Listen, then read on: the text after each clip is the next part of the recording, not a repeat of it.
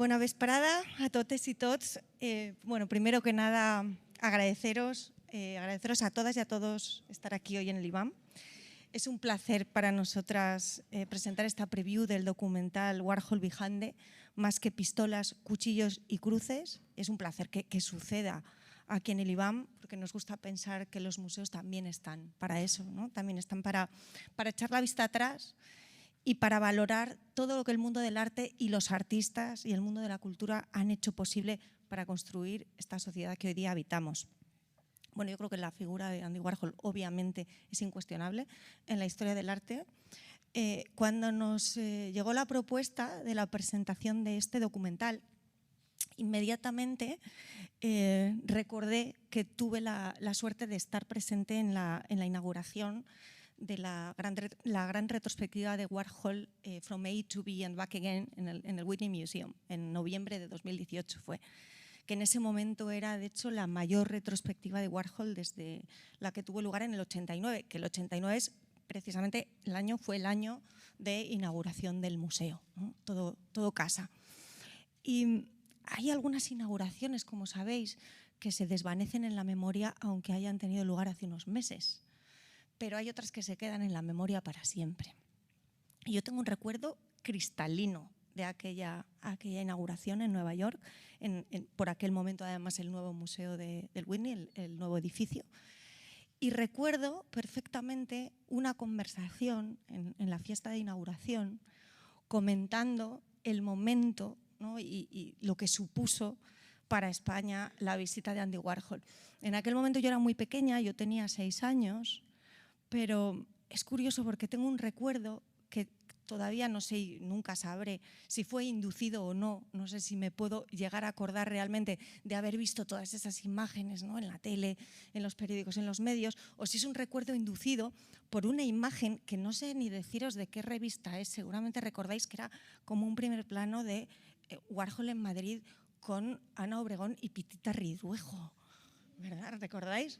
Pues yo tengo como esa imagen y siempre tendré esa gran duda, ¿no? De si realmente llegué a ver con 6 años esa imagen y se me quedó grabada o no. Es más como el haber continuado viendo, ¿no? Viendo esa imagen. Bueno, en cualquier caso, fuera real o no, me encanta poder tirar del hilo para profundizar precisamente en esa experiencia de Warhol en España, revisitar la influencia que tuvo en la España de los años 80, una década además fundamental para esta institución y un momento de libertad, de apertura, de modernidad.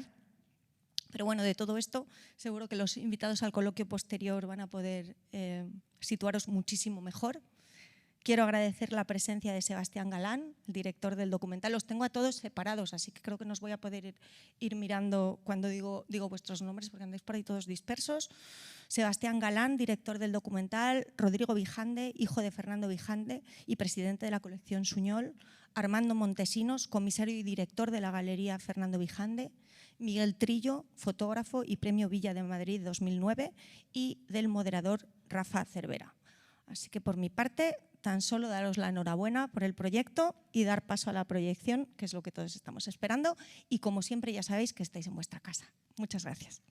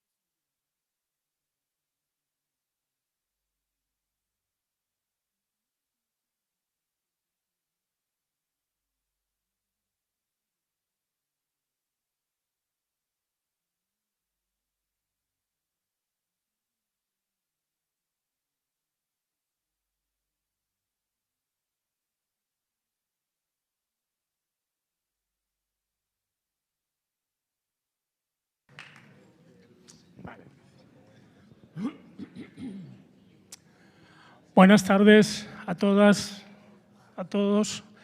Gracias por estar aquí. Y bueno, ya habéis visto qué viaje, ¿no? Qué apasionante, qué aventura y sobre todo qué personaje, Fernando Vijande.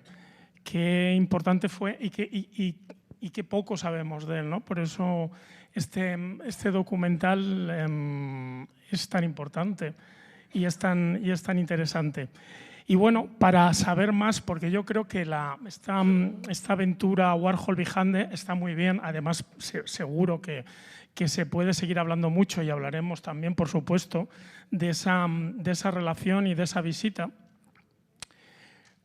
Pero yo creo que sobre todo hay que hablar de Fernando Vijande, ¿no? Que además ya hemos visto que es mucho más que esta visita, que esta relación con Warhol, que fue un personaje muy importante para el arte contemporáneo español. Y bueno, pues para ello tenemos a Sebastián Galán, que es el realizador y el guionista del documental. Tenemos a Armando Montesinos, que fue director de la Vijande y también fue el subdirector del programa La Edad de Oro con Paloma Chamorro. Tenemos a Rodrigo Vijande, el hijo de Fernando y también el presidente de la fundación que gestiona la colección Suñol Soler, y a Miguel Trillo, que es uno de los grandes fotógrafos de la movida y de la posmovida, porque no se ha quedado en aquellos años, siempre ha estado evolucionando y siempre ha estado buscando nuevos enfoques con su mirada, buscando nuevas tribus urbanas y nuevas maneras de enseñarnos pues, lo que está pasando, sobre todo pues eso, ¿no? en diferentes ya generaciones, ¿no? Y bueno, pues si quieres empezamos, Sebastián, empezamos contigo. Hola, ¿qué tal? Bueno, ¿cómo surge la idea de hacer este documental? ¿El documental es algo que llega a ti o que Sí. llega a ti? Se oye, ¿no? Sí. El documental, primero la idea original podemos decir que llega desde la Fundación o Colección Suñol Soler. Tienen como el germen, quieren hacer un documental sobre la visita de Andy Warhol y sobre la figura de Fernando. Fernando, de alguna manera, o la colección tenía, por decirlo de alguna manera, un poco una deuda. Eso luego lo puede contar muchísimo mejor que yo, su hijo y presidente de la Fundación. Yo cuento un poco cómo me llega a mí el documental. Y la cosa es que cuando nos llega el documental, lo que se plantea en un principio es la visita. Y la visita, pero nos dimos cuenta que la visita se podía quedar como un poquito corta. Entonces lo que nos dimos cuenta es que lo interesante de toda esta historia era la visita, pero contextualizarla en un momento político y social y sobre todo desentramar qué es lo que estaban pasando esos años en Madrid y cómo una figura como la era de Fernando Vijande fue un impulsor o fue una coctelera que mezcló muchísima gente y provocó todo esto que acabamos de ver.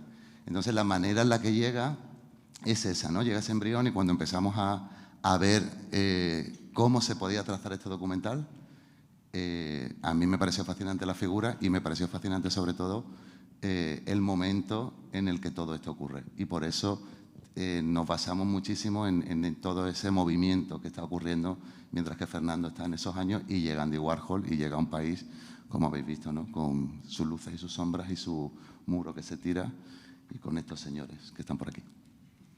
Armando, ¿se puede decir de alguna manera que Fernando Vijande es un poco como el Leo Castelli de aquí? ¿Cumple una función, podríamos decir, similar? Salvando las distancias, evidentemente, porque Leo Castelli trabaja... Sí, bueno, las distancias se salvaban en avión. Sí, yo diría que sí, y de hecho era, no voy a decir un modelo, pero sí un referente, ¿no?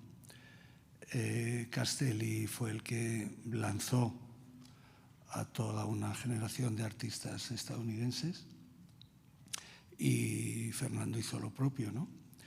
Y además,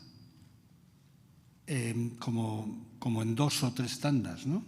Porque en Vandrés hemos visto la gran exposición de arte español en el Guggenheim, una cosa impensable. y que solo pudo conseguir él. Todos los artistas que fueron a esta exposición eran artistas que trabajaban con Fernando. O sea, eso es virtualmente imposible, ¿no? Y sin embargo lo consiguió con sus contactos.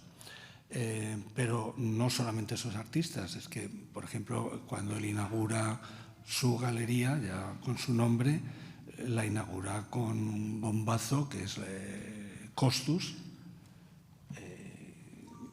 que era algo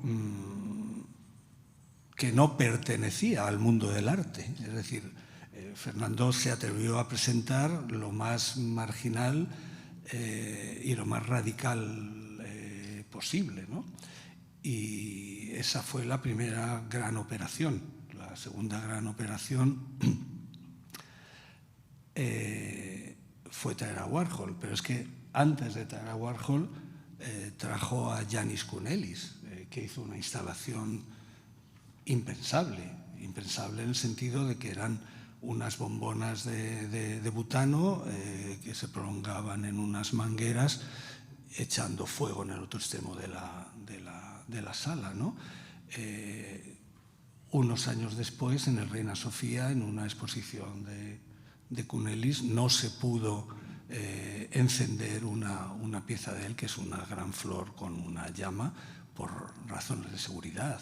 Y sin embargo, Fernando, violando toda normativa, hizo eso y tuvo la exposición funcionando durante un mes. Y estamos hablando de Janis Kounellis, uno de los artistas más importantes.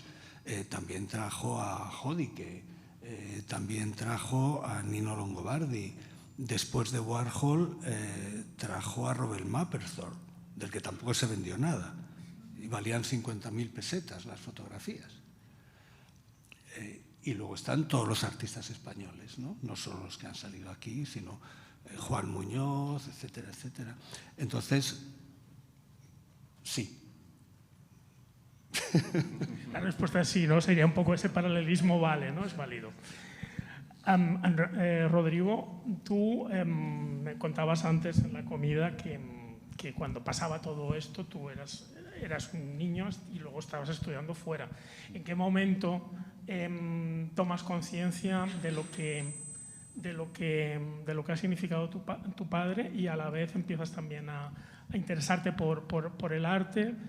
Bueno, la conciencia de lo que era mi padre la he tenido siempre. Una cosa es que viviera fuera, pero yo empecé a ir a la galería, probablemente la primera galería de mi padre es como del año 70. Y yo empecé a ir allí, pues tenía 8 años, 9 años, o sea que yo toda la época en la galería he pasado, no para verlo, pero como un niño, y he visto muchas cosas que luego dicen, ¿tú has estado ahí? Pues sí estuve. Es cierto que no estuve en la exposición de Warhol cuando él vino, pero yo había, ya gracias a mi padre, yo había conocido a Warhol 3 años antes, en el año 80, yo fui a la Factory y estuve ahí en la Factory entrevistando a Andy Warhol.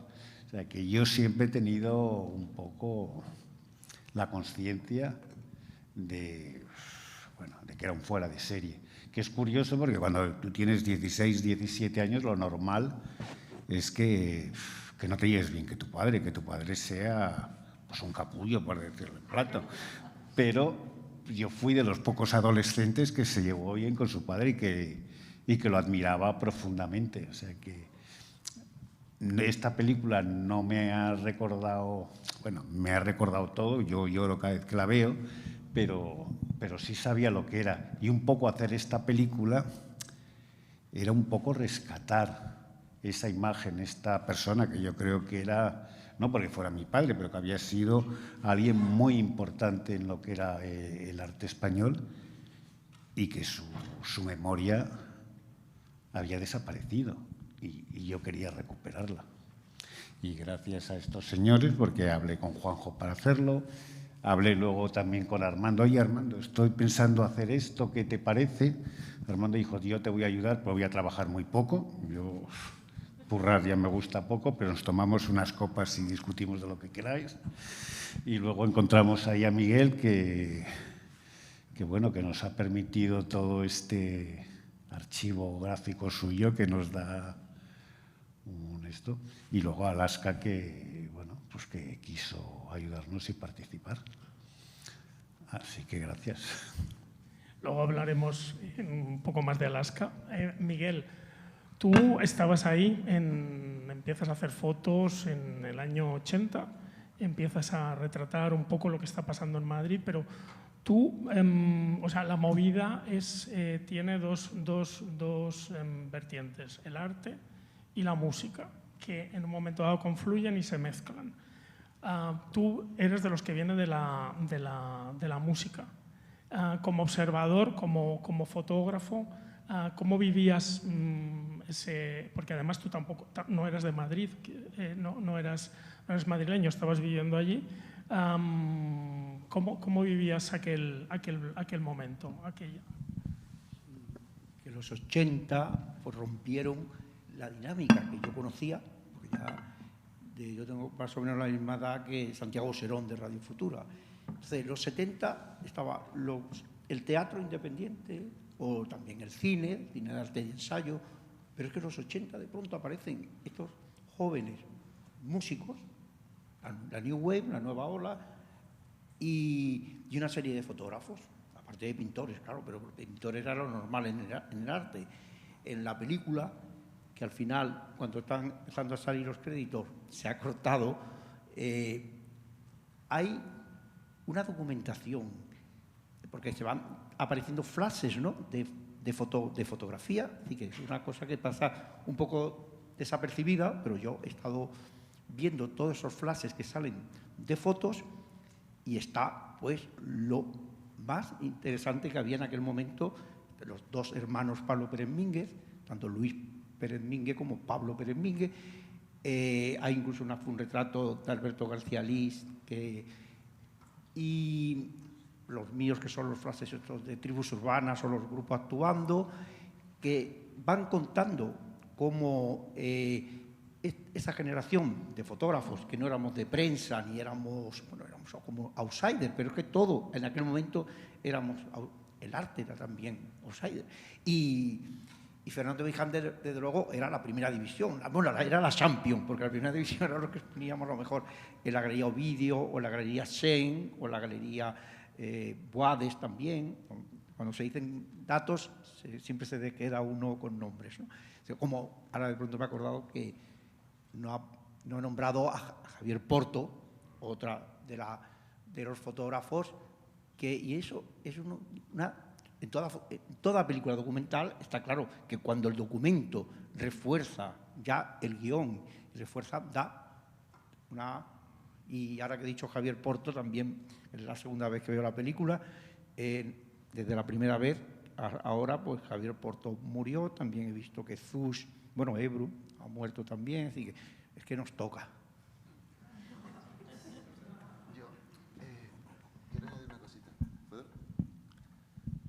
Bueno, a mí, hoy estoy súper contento. Montesino ya se ha cenado con nosotros en el Reina Sofía, pero hoy está Miguel por primera vez con nosotros haciendo esta charla. Y para mí es súper importante lo que acaba de decir sobre el archivo y sobre la fotografía, porque este documental se ha basado muchísimo en todo lo que son declaraciones, que desgraciadamente no está todo el mundo al que entrevistamos aquí en el documental, pero sí han servido para trazar esta historia, y es muy importante que sus testimonios nos han servido para llegar a ello. Pero tan importantes son los testimonios como todas esas imágenes que cuando alguien controla muchísimo, como es su caso, porque además están sus fotos y conoce el resto de fotógrafos, el documental adquiere una profundidad muy grande en el momento en el que todas esas voces son tapadas, se dice, ¿no?, en un documental. Tú vas solapando la información y vas poniendo capas y capas y capas. Y gracias a la labor que hicieron estos señores en esos años y que además han cedido su archivo al documental, hemos podido trazar y recoger un montón de archivos que estaban muy dispersos y que se va a quedar en un documental de manera, esperemos que no se destruya esta cinta nunca, ¿no? Pero es muy interesante que los fotógrafos tomen la voz y que sean testigos, ¿no?, también, o sea, que su fotografía tiene tanto valor como una declaración. Y estoy súper contento.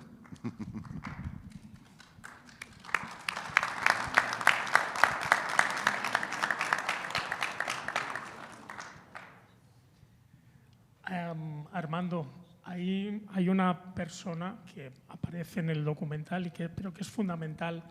Evidentemente en 60-70 minutos es imposible contar todo lo que fue el mundo de Fernando Vijande, pero hay una persona que es fundamental no solo para él, sino para muchos otros personajes de ese momento, como por ejemplo Pedro Almodóvar, que es Blanca Sánchez, que trabaja con Fernando en las galerías, ¿no? ¿Qué puedes contarnos de Blanca y de su relación con Fernando?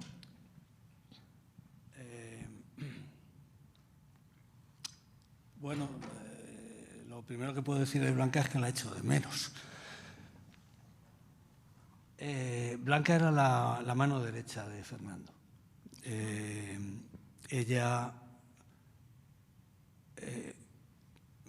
Blanca fue moderna antes de la modernidad. Era la persona más moderna en el sentido más profundo de la palabra.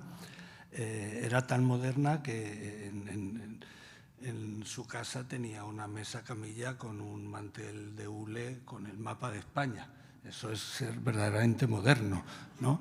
Y tenía sus estampitas de las vírgenes allí al lado.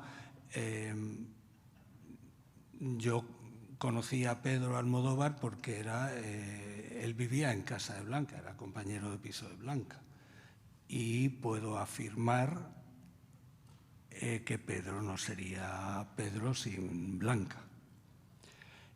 Y Fernando no habría sido Fernando, me refiero, habría sido Fernando, pero no habría sido tan completo sin Blanca. Blanca tenía un conocimiento underground y un conocimiento above ground, ¿no? Y había momentos en los que deliraba más que Fernando, lo cual era difícil, y había momentos en los que era capaz de reconducir los delirios de Fernando. Blanca fue quien descubrió a las Costus. Blanca trabajó luego como manager de Carlos Berlanga, de Alberto García Lix, de Fabio. Dirigió durante bastantes años, ya muerto Fernando, dirigió las actividades culturales del Círculo de Bellas Artes de Madrid, organizó exposiciones muy importantes. Era un personaje muy potente y era una persona bellísima. Tengo que nombrar también a la mano izquierda de Fernando, que era Santos de la Torre, que aparece ahí en algunas de las imágenes, que era el que de alguna forma conseguía que esa nave de locos funcionara. Y para mí fue un privilegio compartir esos años con ellos, sí. Grandes amigos. Yo me emociono porque muchos de los que hemos visto aquí ya no están, ¿no? Y la mayoría eran personas cercanas. En realidad, lo que ocurrió es que 100 personas, fotógrafos, pintores, fancineros, músicos, modistas, promotores, pues entramos en el mundo laboral, no haciendo lo que se suponía que teníamos que hacer, el futuro que el franquismo nos habría deparado, entrar de botones en un banco en algunos casos, o estudiar Derecho porque tus padres te obligan y tal, sino que nos incorporamos al mundo laboral haciendo lo que queríamos hacer. Eso incluyó también la creación de estructuras. Hubo quien puso su pasta para hacer locales de ensayo, para hacer películas, etcétera, etcétera, etcétera. Y ahí estaba desde Alaska con 15 años hasta gente ya más mayor con 40, ¿no? El propio Fernando, que era uno de los motores.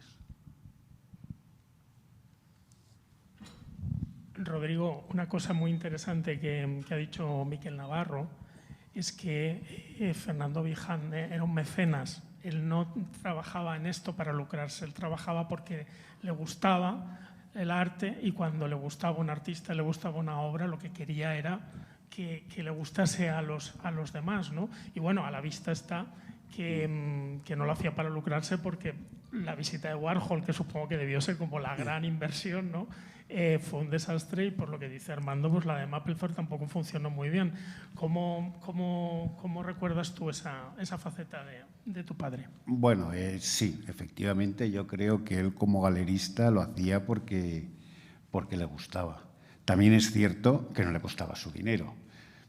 Embarcaba en su locura a otra gente y conseguía que, bueno, por ejemplo, aquí estamos un poco, esto se hace por la colección Suñol Soler, porque José Suñol, que era también mi padrino y su gran amigo, pues al final era su mecenas, le compraba todas las obras, pero también, bueno, en Vandrés también estaba Gloria Kirby, que también financiaba parte, y bueno, él embarcaba en su, ¿sabes?, en su locura, en su búsqueda por enseñar, por traer referentes a este país, o por enseñar lo que a él le gustaba. Pues la verdad es que conseguía gente que se emocionara y quisiera participar, y él siempre decía, mira, yo tengo muchas ideas de cómo gastar dinero, si tú quieres ayudarme, yo lo voy a hacer encantado.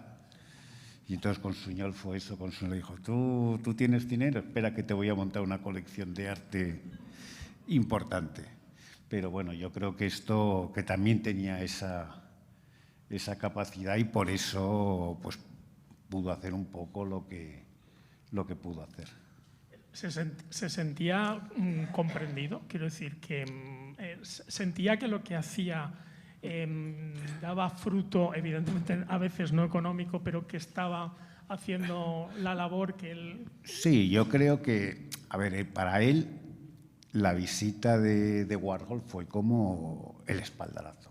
Él había tenido ahí durante una galería, durante 10, 12 años, de una labor, bueno, gris, reconocida, pero reconocida en un mundo muy pequeño que era el de las galerías de Madrid, que es un mundo ínfimo. De pronto viene Warhol y como todo el mundo se vuelve loco. Y dices, ¿por qué se vuelve loco cuando lo que viene es un artista? Pero yo creo que Warhol representaba mucho más. Warhol representaba, no sé, la libertad, la modernidad, romper con el pasado. Y entonces mucha gente de pronto, cuando vino Warhol, pues se volvió loca.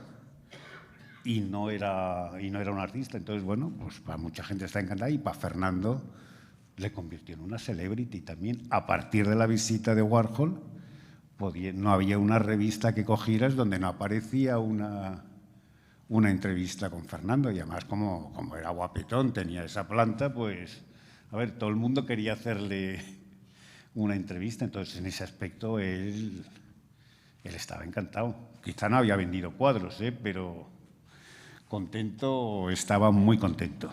Sí, Fernando tenía... ¿Sí?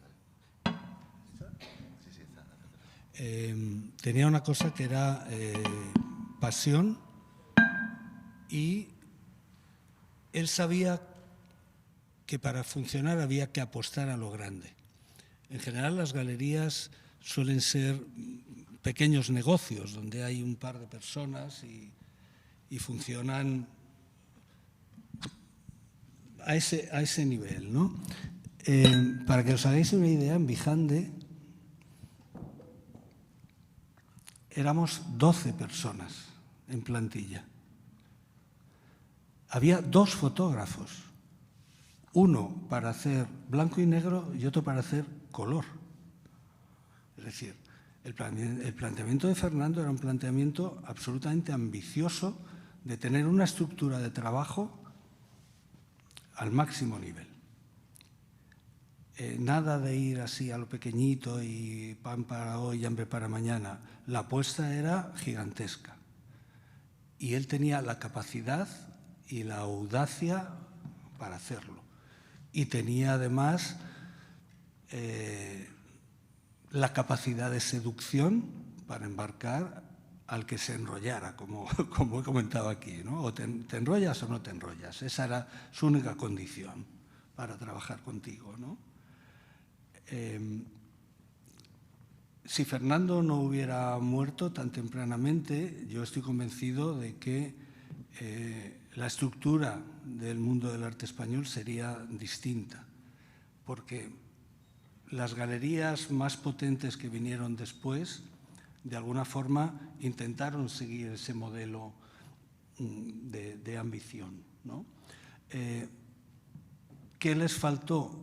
Esa capacidad, por un lado, de Fernando, de tener muchas vidas y, por lo tanto, tener acceso a mucha gente muy distinta.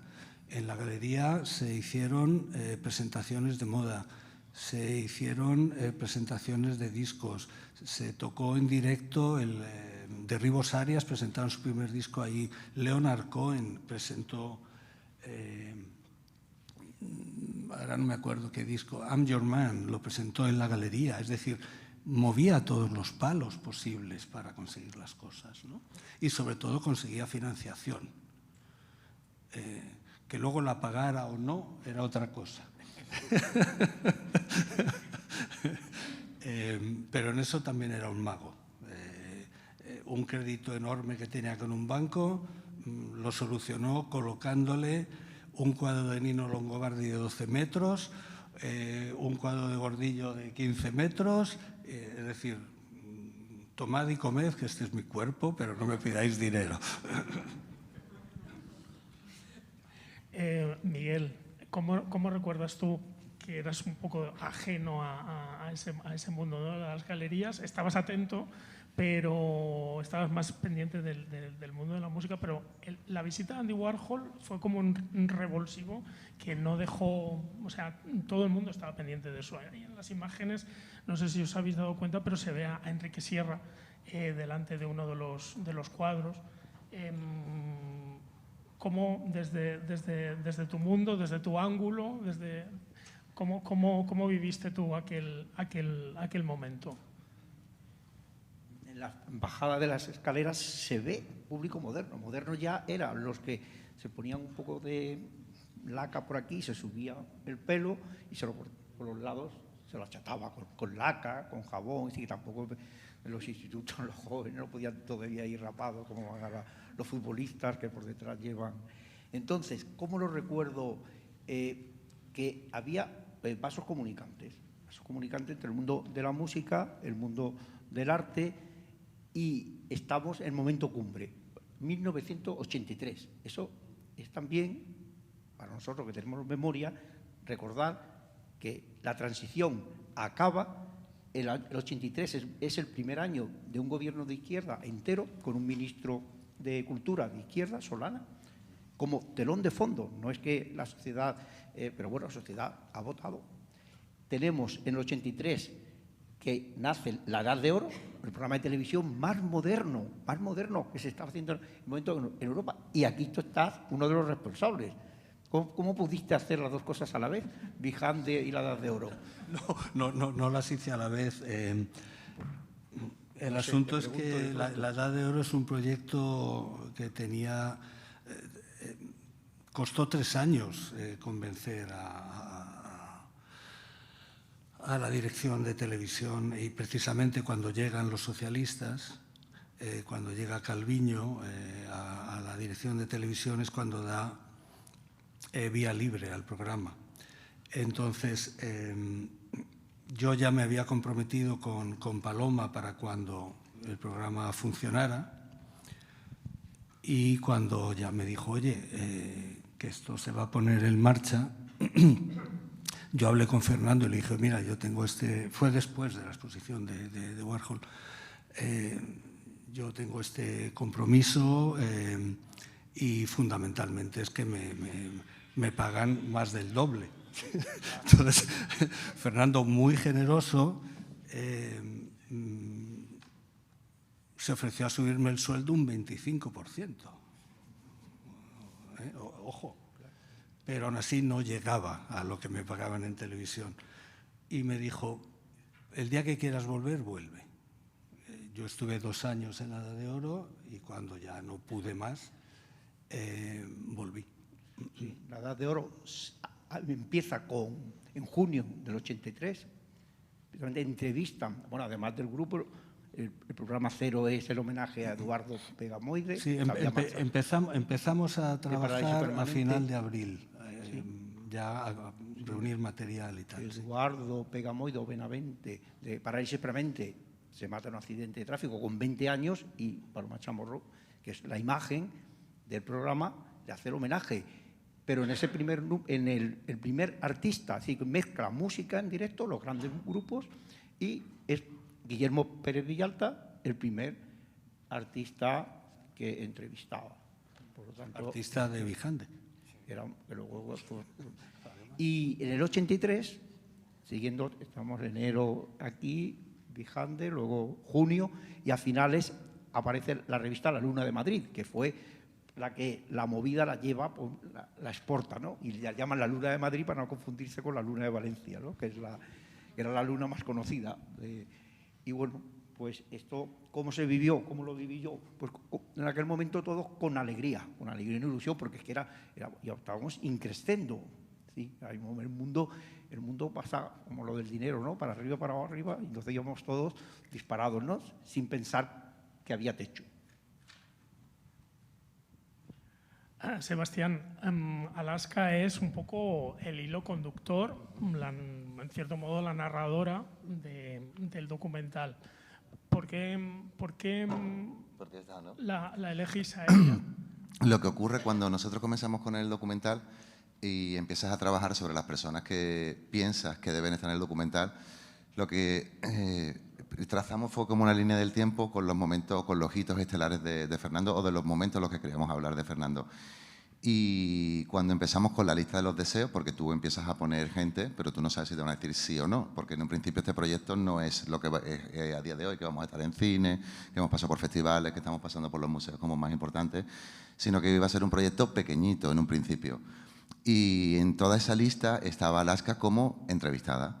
Pero nos dimos cuenta que Alaska era la única persona, curiosamente, entre toda la gente que íbamos a entrevistar, que había estado en todos los momentos de Fernando. Había estado en la primera galería de Vandrés como una adolescente lista y aventajada a su tiempo, que se presentaba con 15 y 16 años en esa galería. Luego había estado también, era amiga de Fernando o conocida, o Fernando la había, por decirlo de alguna manera, acogido con esos brazos, ¿no?, que tenía para la gente más joven, gente más mayor, y esa costelera que hablábamos antes de ser capaz de mezclar gente. Había estado en la Galería Fernando Vijande, había estado en la visita de Andy Warhol. A Andy Warhol había fotografiado a ella y se había convertido en una obra de arte también. Y había actuado incluso en las fiestas de la visita. Entonces, cuando hablamos con ella, le dijimos, oye, mira, nos encantaría que estuvieras aquí porque por esto, y pensamos que tienes la autoridad suficiente como para poder trazar todo este viaje que queremos hacer e ir desgranando poco a poco. Y cuando en esa lista de deseos, ya meto también aquí los americanos, que yo creo que cuando este proyecto se hace, como que se da el paso desde la fundación y es como, esto va a ser mucho más grande de lo que en un principio estábamos pensando, que queríamos como casi solo recoger testimonios y tener como una pequeña pieza museística, ¿no?, por decirlo de alguna manera. Y cuando los americanos, Bosco Blachelo, Freeman y Patrick Moore y Makos dicen sí, pues es cuando este documental toma como el empaque que tiene a día de hoy y la Fundación decide apostar y financiar todo este proyecto que nos ha llevado hasta aquí. Y ha sido un placer trabajar con Alaska, hemos aprendido una barbaridad, es una maravilla, es, yo creo, un poquito superdotada, habla inglés divinamente y encima hemos abusado, yo creo que mucho de ella, y ella se ha dejado encantada. Así que estamos felices, ellas y nosotros. Porque además la conexión Alaska-Vijande viene de, pues eso, Casa Costus, la exposición del chochonismo, y luego la visita de de Warhol, que incluye hay dos fiestas multitudinarias, si no recuerdo mal, Rodrigo. Una en casa de Herbert Hachuel, Sí. y otra en casa de los March, y en una de ellas tocan Dinarama y Almodóvar y McNamara, ¿no? Sí, fue en Hachuel. Pero lo que decíamos, no es solo que estuviera en los tres momentos, sino que en los tres momentos también aparece retratada, porque si visteis en la exposición de Guillermo Pérez Villalta, uno de los cuadros míticos, que es Artistas a la salida de un concierto de rock, aparece una Alaska, pero esto es una exposición del año 78, me parece, en Vandrés, o sea que ya tenía 16 años, y ya aparece en un cuadro que se expone en la Galería Vandrés. Luego, que está en el Reina Sofía ahora. Luego, también cuando se hace lo de las costus, el chochonismo ilustrado, ella aparece allí. Si se ve el catálogo, en el catálogo ella aparece en los créditos del catálogo, y cuando llegó Fernando a Casa Costus, se llevó los cuadros de Enrique y Juan, pero también se cogió todos los dibujitos que había de Fabio y Alaska, y había al final también en esa exposición un dibujito de Alaska. Y luego, como hemos visto, en el momento en la fiesta de Hachuel le hacen una foto, y curiosamente años después esa foto años después no, poco, porque esa foto se convierte en un Andy Warhol, que está colgado en un museo, que es de la serie de cuadros cosidos. Y cuando estuvimos en el museo de Pittsburgh, pues aprovechamos para decirle a todos los que están así, oiga, que no es mujer desconocida, sino que es Alaska. Armando, ¿tú estuviste en alguna de esas fiestas? Sí. Sí, ¿no? ¿Sí? ¿Se oye? Sí.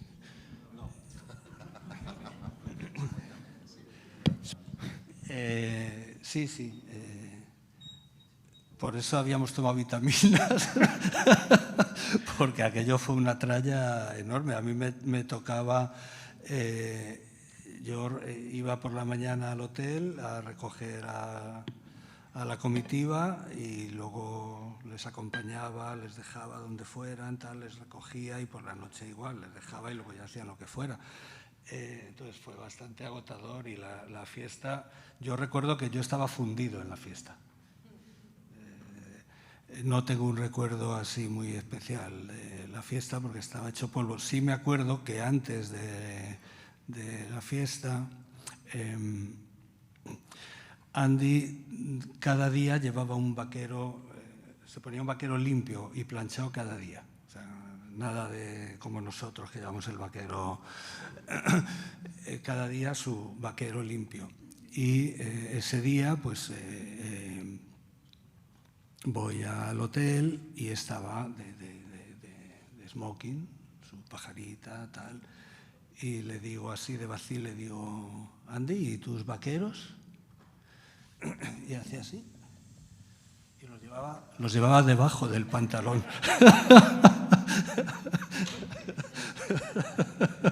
Hay una foto, salió un reportaje, fue portada del País Semanal, y hay una foto, no sé quién le está subiendo, creo que Vijande le está subiendo los pantalones para que se viese que debajo llevaba los vaqueros, sí. Y efectivamente ahí tocaron Fabio y Pedro y Dinarama, sí, en esa fiesta. ¿Es verdad que no le dejaron alojarse en el Ritz por llevar vaqueros? No lo sé. Lo que sí, en el Villamagna estaban encantados, y hay una anécdota muy buena con Pitita Ridruejo, que les fue a hacer esto. Fernando la lió para que fuera a hacer una entrevista a Warhol. Y mientras que estaban esperando, decidieron de forma muy cuidadosa tirar las lámparas, volcar las sillas, como si fuera la habitación de un músico de rock, de estos, lo típico, ¿no? Que tiran la televisión y tal. Entonces, cuando llegó Pitita, se encontró con un paisaje absolutamente destruido, ¿no? Y la verdad es que esa señora era una friki, sinceramente. Tiene una frase que yo tengo recortada y enmarcada de una entrevista con ella que dice: hay muchas personas a las que no les conviene que llegue el apocalipsis.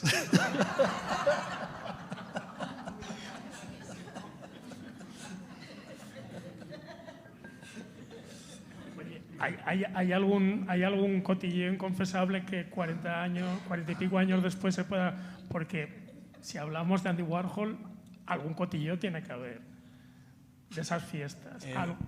¿Algo que no se pudiese contar y que se pueda contar ahora? No sé. No que yo recuerde. Lo que sí, y eso sí que lo tengo que decir, era un currante.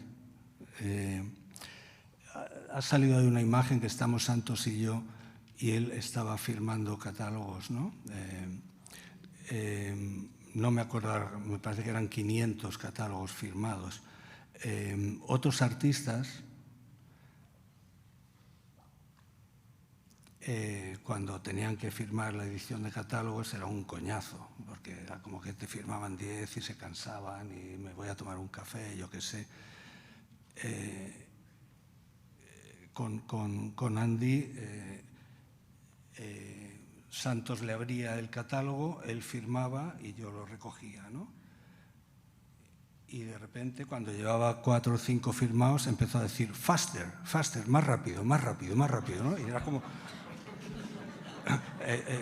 como de cine mudo, ¿sabes? O sea, el tío, venga, pam, pam, pam, pam, y nosotros, venga, venga.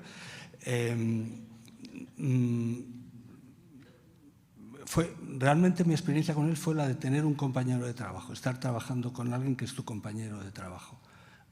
Y eso, vamos, se me ponen los pelos de punta. Era absolutamente encantador.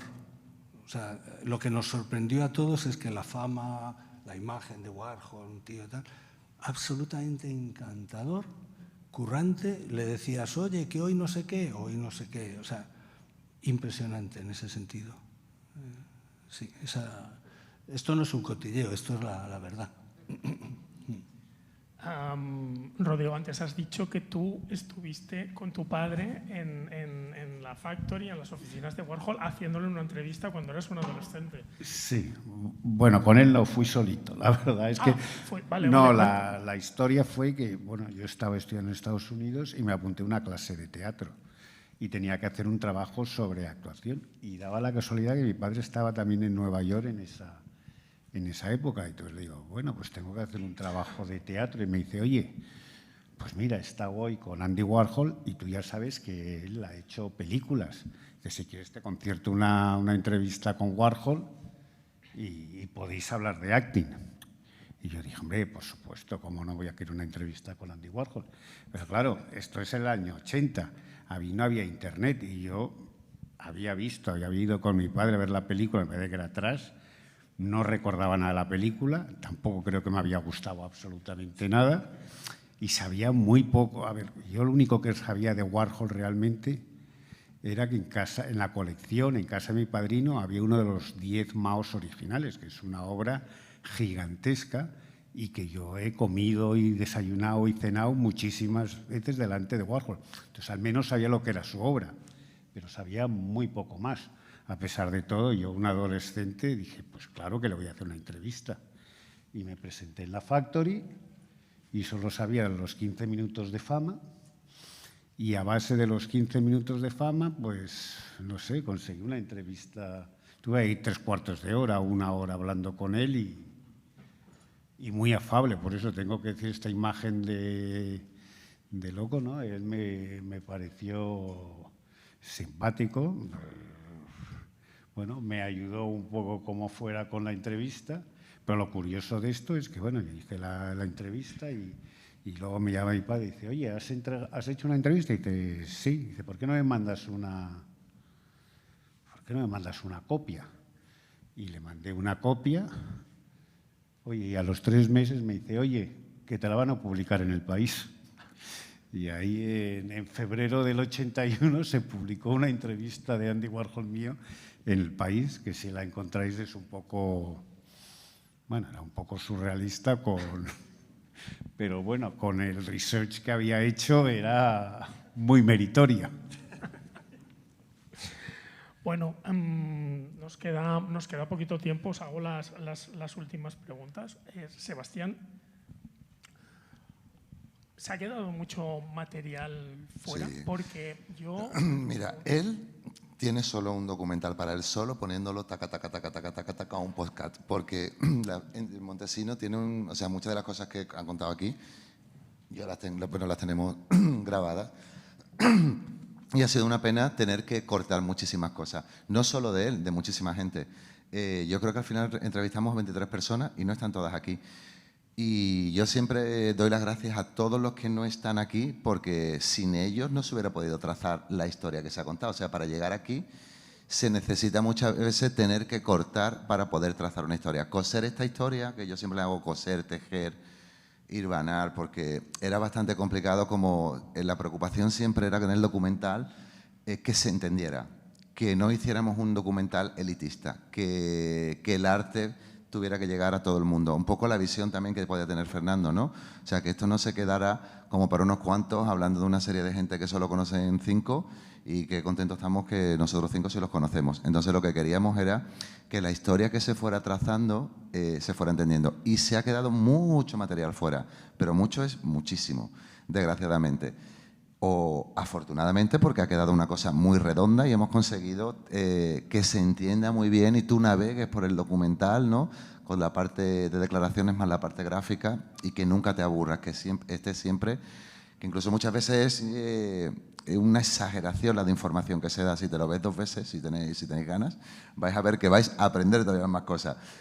¿Qué queremos hacer con todo el material que tenemos? Pues algo haremos, porque hay declaraciones maravillosas. Y volviendo otra vez a Alaska, es impresionante escuchar las preguntas. Si os dais cuenta, en el documental nosotros casi no hemos utilizado la figura de Alaska, la hemos dejado siempre detrás de la cámara, pero ella sí a la pregunta. Y esa pregunta, para llegar a esas respuestas, valen tanto como casi la respuesta que daba la gente. Entonces, podría ser interesante limpiar esas entrevistas para que estén un poco editadas, colgarlas y que queden un poco como material de la Fundación, como divulgación, porque hay cosas muy interesantes, incluso para investigadores, ¿no? Nosotros cada vez que conocemos a gente que están investigando sobre arte o sobre cualquier cosa, le decimos, oye, que este material está al servicio de las personas que quieran investigar, que quieran saber más, que se ha quedado en el tintero. Y algo, la gente nos pide secuela, nos pide segunda parte de Fernando. Bueno, pues ya veremos qué pasa. Por lo pronto, contentos con lo que hemos podido, desgraciadamente, dejar fuera. O sea, ha sido una pena, pero hay un momento en el que te tienes que poner, como decía yo, sin piedad.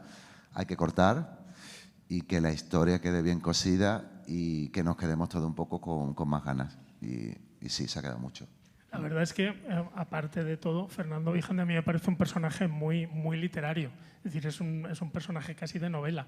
Existió, evidentemente, no es ficción, pero es de una de esas vidas y una de esas personalidades, sobre todo, ¿no? Que te da como pie para escribir un libro, y además grande, interesante y ameno. Mira, en Vanity, creo que fue en Vanity, ¿no? En una entrevista que hicieron, bueno, a varios de Sí, nosotros, terminaba diciendo el chico, el periodista, termino el documental y me entran ganas de ir corriendo a comprar una biografía de Fernando Vijande, que desgraciadamente no existe. Y bueno, pues aquí está el hijo, aquí tiene un periodista, así que escribámosla. Rodrigo, tu padre, además de mecenas, de apasionado, es decir, también era un transgresor, ¿no? Porque yo ahí sí que estuve, recuerdo ver la exposición de Mapplethorpe Claro, yo tenía pues 20 años y conocía Madrid un poquito, pero claro, llegas a ese barrio de Salamanca.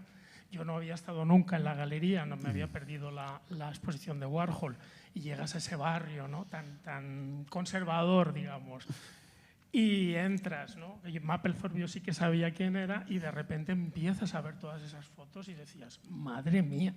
Sí, porque era una exposición curiosa, era el XYZ y tenía las flores, tenía toda la parte de los retratos desnudos de los negros y luego tenía toda la parte del mundo SM. Es una exposición que me parece que un año después, 2 años después, la censuraron no sé si fue en Nueva York o en Cleveland, y se montó un escándalo importante, pero se vio en Madrid tranquilamente, yo creo, no lo sé. Lo que pasa es que yo para entonces también ya había conocido a Mapplethorpe, y yo también estaba en esa exposición porque había un retrato que nos había hecho a mi padre y a mí, y muchos de los Mapplethorpe salen aquí. Toda esta imagen que sale Fernando como en un círculo es una foto que le hizo... Sí, que está él como en una mesa, ¿no? Sí. Entonces, sí. Sí, la que está en la mesa es de Alix, es la de Alberto. O sea que sí, él era transgresor.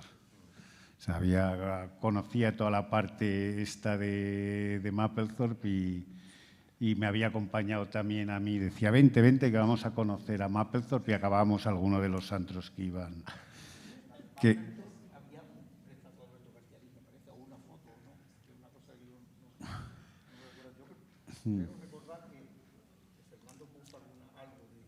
Sí.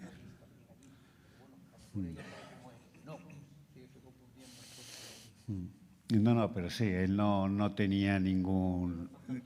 Sí.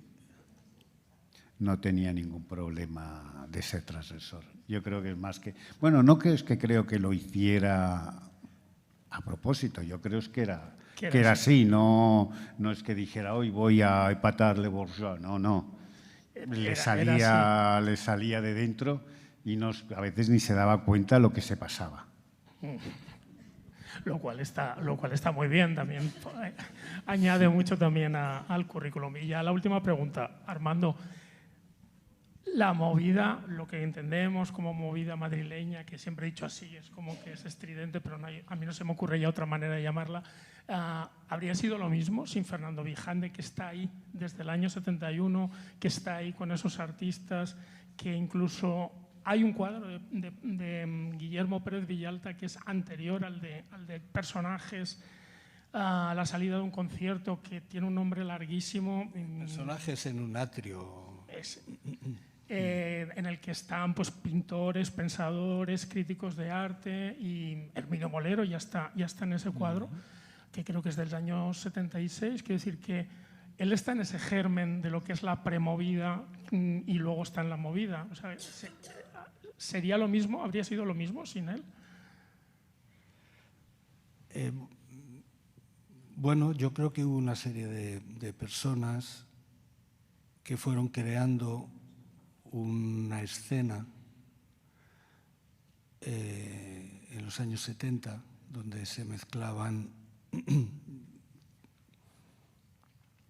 desde una ideología antifranquista más o menos evidente o más o menos militante, que tenía que ver no tanto con una actuación política,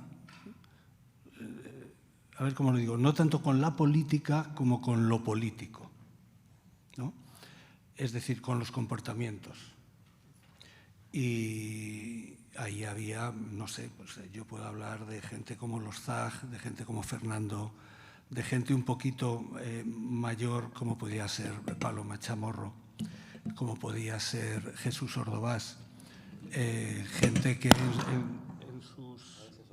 en sus programas de radio ponía la música que estaba pasando. 3 o 4 galerías de Madrid, Boades, Sen, Ovidio, has citado tú también, que iban creando esa pequeña comunidad, porque era pequeña comunidad. Yo creo que hubo un momento en el que lo que ocurrió fue que ese mundo del arte por un lado y el mundo de la explosión, no tanto del punk como de la nueva ola, se mezclaron, ¿no? Y ahí la figura de Fernando era importante porque daba juego. Él daba juego, él ofrecía, él era generoso y estableció todo ese tipo de relaciones, ¿no? Blanca fue muy importante, ¿no? Pero también Paloma, Chamorro, Leopoldo María Panero, dentro de su delirio, era una persona que también concitaba diálogos, conversaciones, ¿no?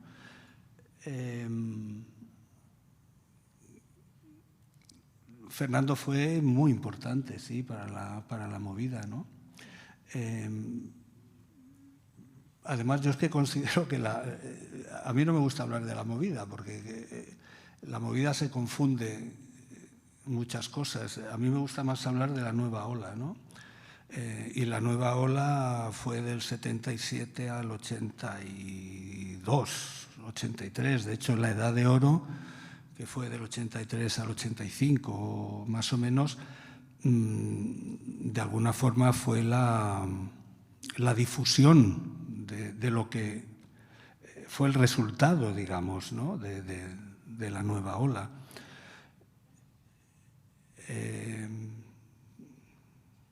Sí, lo increíble es que estemos 40 años después hablando de esto.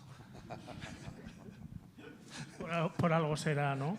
Y además todavía descubriendo, pues, o redescubriendo historias tan interesantes y tan importantes como es la de Fernando Vijande. Bueno, pues ha sido un placer escucharos. Gracias por este documental, gracias por vuestros testimonios y por estar aquí. Y nada, y esperamos esa secuela o esa versión extendida, ampliada de Warhol Vijande. Muchas gracias a todos.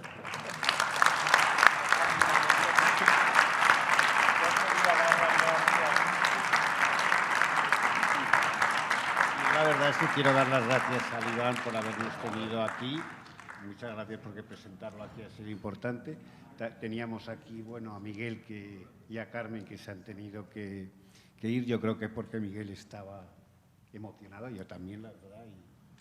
Y bueno, muchas gracias por habernos tenido aquí, que ha sido muy importante. Gracias.